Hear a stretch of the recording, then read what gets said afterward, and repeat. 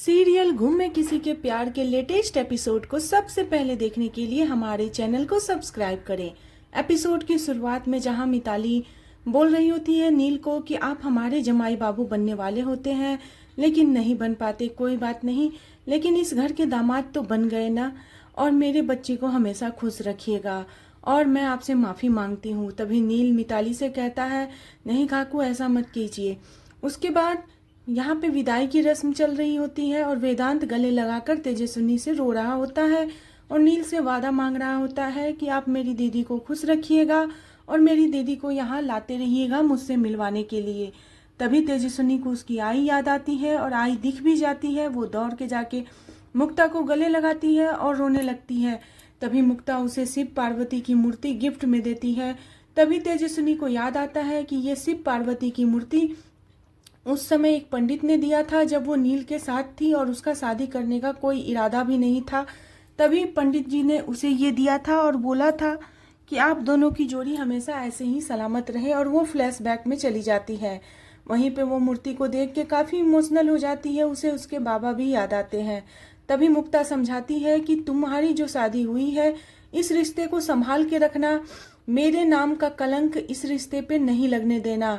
मैं एक नाजायज रिश्ते के साथ बंधी रही और मैं हमेशा नाजायज ही कहलाई, लेकिन तुम अपने रिश्ते को संभाल के रखना और कोई भी मुसीबत आए उस मुसीबत में भी इस रिश्ते को मत छोड़ना और इसे संभाल के रखना। तेजस्विनी ये देख के काफ़ी इमोशनल होती है और अपनी माँ की बातों को सुन रही होती है। तभी मुक्ता तेजस्विनी के हाथ को नील के हाथों में देकर और नील से वादा मांगती है कि तुम हमेशा मेरी बेटी को खुश रखोगे, क्योंकि मोहित जो थे वो इसको बहुत नाजों से पाले थे और आज मोहित नहीं है तो तुम उसके जगह पे मेरी बेटी को खुश रखना। मैं और मोहित की जान तुम्हें मैं सौंप रही हूँ। और ये वादा नील से करवाती है और वहीं पे सतीश ये सब चीज़ देख के काफ़ी ज़्यादा गुस्से में हो रहा होता है। नील वादा करता है लेकिन तेजस्विनी हाथ झटक लेती है नील के हाथों से। मुक्ता काफ़ी ज़्यादा इमोशनल होती है। तभी नील कहता है कि क्या मैं आपको आई बुला सकता हूँ। मुक्ता कहती है ज़रूर, तुम मुझे आई बुला सकते हो और मुझे आई ही बोलो, मुझे बहुत ज़्यादा अच्छा लगेगा। तेजस्विनी की विदाई की रस्म शुरू हो जाती है। तेजस्विनी गाड़ी में बैठने वाली होती है और गाड़ी में बैठ भी जाती है। सभी लोग उसे हाथों से इशारा करके बाय करते हैं और जब वो गाड़ी में बैठती है तो उसे याद आता है अपनी बाबा की बात, और बाबा की बात याद आता है तो वो देखती है कि बाबा उसे समझा रहे होते हैं कि सफलता तुम्हारे कदमों में होगी, बस शांत मन से उस चीज़ को ध्यान में रख के आगे बढ़ना है। तभी तेजस्विनी गाड़ी वाले से गाड़ी रुकवाती है और दौड़ के अपने कमरे में जाती है। सभी लोग चौंक जाते हैं कि तेजस्विनी गाड़ी रुकवा के क्यों फिर से वापस आ गई। वो अपने कमरे में जाके ढूंढते रहती है। मुक्ता जाके पूछती है कि तेजस्विनी क्या ढूंढ रही हो। तभी तेजस्विनी कहती है कुछ नहीं, और वो ढूंढती है। जब उसे उसका फाइल मिल जाता है तो वो खुशी खुशी वो फाइल लेके लौट जाती है और फिर गाड़ी में बैठती है और ड्राइवर से कहती है कि भाऊ जल्दी गाड़ी चलाओ, मुझे इस जगह पे पहुंचा दो। और वो एक लोकेशन बताती है जहां वो जाना चाहती है।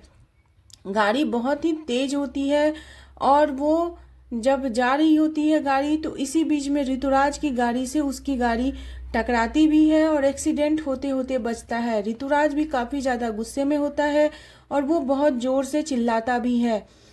उसके बाद जब वो वहाँ पहुँचती है तो देखती है कि उसे काफ़ी टाइम हो गया है, शायद उसका जहाँ वो जाना चाह रही है वो कहीं बंद न हो जाए। तो फिर वो उस जगह पे कॉलेज पे पहुंचती है और वहाँ पे दौड़ के जाती है। सभी स्टूडेंट उसे देख रहे होते हैं और सभी उसका मजाक उड़ा रहे होते हैं। बहुत सारे स्टूडेंट उसका वीडियो बना रहे होते हैं कि ये नई नवेली दुल्हन यहाँ क्या कर रही है, लेकिन उसे कोई फ़र्क नहीं पड़ता है। वो ऑफिस में जाती है म्यूजिक डिपार्टमेंट में, तब तक डिपार्टमेंट बंद हो रहा होता है, लेकिन वो कहती है, रिक्वेस्ट करती है कि प्लीज़ मेरा फॉर्म भरने का टाइम है, आप मेरी फॉर्म को भर दो, लेकिन वो लोग मना कर देते हैं। तभी तेजस्विनी जिद पे आ जाती है और उसी ऑफिस में बैठ जाती है। कहती है जब तक आप मेरा फॉर्म नहीं भरोगे तब तक मैं यहाँ से उठूंगी नहीं।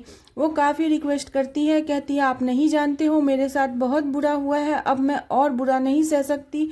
आज मेरी शादी नहीं होनी थी लेकिन मेरी शादी हो गई। मेरे बहुत सारे सपने, मेरे परिवार का दायित्व इस एग्ज़ाम से जुड़ा हुआ है, प्लीज़ मुझे फॉर्म भरने दो। और काफ़ी रिक्वेस्ट करती है। तभी नील भी रिक्वेस्ट करता है और 1 मिनट टाइम बाकी रहता है तो उसे फॉर्म भरने के लिए दे दिया जाता है और वो खुशी खुशी फॉर्म भर लेती है। एमए का फॉर्म भर के इधर लीना जो होती है वो बहू के आने का स्वागत कर रही होती है। तभी कोई नहीं बताता है कि तेजस्विनी की शादी नील से हुई है, बल्कि जूही की शादी नहीं। लेकिन लीना काफ़ी खुश होती है और बहू के स्वागत का तैयारी करते रहती है। इसी बीच ओमी और विनोद आपस में बात करते हैं कि ये इतना खुश है, लेकिन जब सच्चाई जानेगी तब क्या होगा। इसी बीच मंजरी बहुत सारा शॉपिंग करके आती है। लीना पूछती है उससे कि कहाँ गई थी मंजरी, तो वो कहती है मैं नील की दुल्हन के लिए शॉपिंग करने गई थी और स्वागत के लिए भी कुछ शॉपिंग करना था। तभी लीना चौंक जाती है, कहती है कल तक जो तुम्हारे मुंह छोटे बने हुए थे, आज तुम इतनी खुश कैसे हो नील की शादी से। लीना बताने ही वाली होती है कि विनोद उसे रोक देता है, लेकिन लीना मंजरी कहती है कि काका आपको ताई को बता देना चाहिए, अगर आप काकू को बताओगे नहीं तो फिर बहुत ज़्यादा हंगामा होगा उस लड़की के सामने, वो ऐसे ही बहुत कुछ सह के आ रही है अपने घर से। लेकिन ये लोग नहीं बताते हैं। तभी सभी लोग बारात से वापस आते हैं। लीना पूछती है कि आखिर नील और जूही कहाँ है। सभी लोग चौंक जाते हैं कि शायद लीना को कुछ नहीं पता है, लेकिन तभी सभी लोग कहते हैं कि वो लोग पीछे हैं और आ ही रहे होंगे। इतने में एपिसोड खत्म हो जाता है।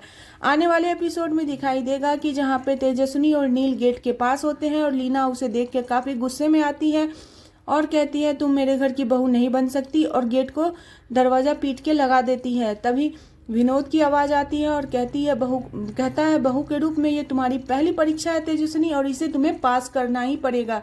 और एपिसोड यहाँ खत्म हो जाता है और ऋतुराज हंसते हुए दिखाई देता है। यानी ऋतुराज अब विलन का रोल निभाने वाला है। आने वाला एपिसोड काफ़ी ज़्यादा इंटरेस्टिंग और मज़ेदार होने वाला है, तो जानने के लिए बने रहे सीरियल घूमे किसी के प्यार में, और नेक्स्ट एपिसोड के लिए चैनल को सब्सक्राइब करना बिल्कुल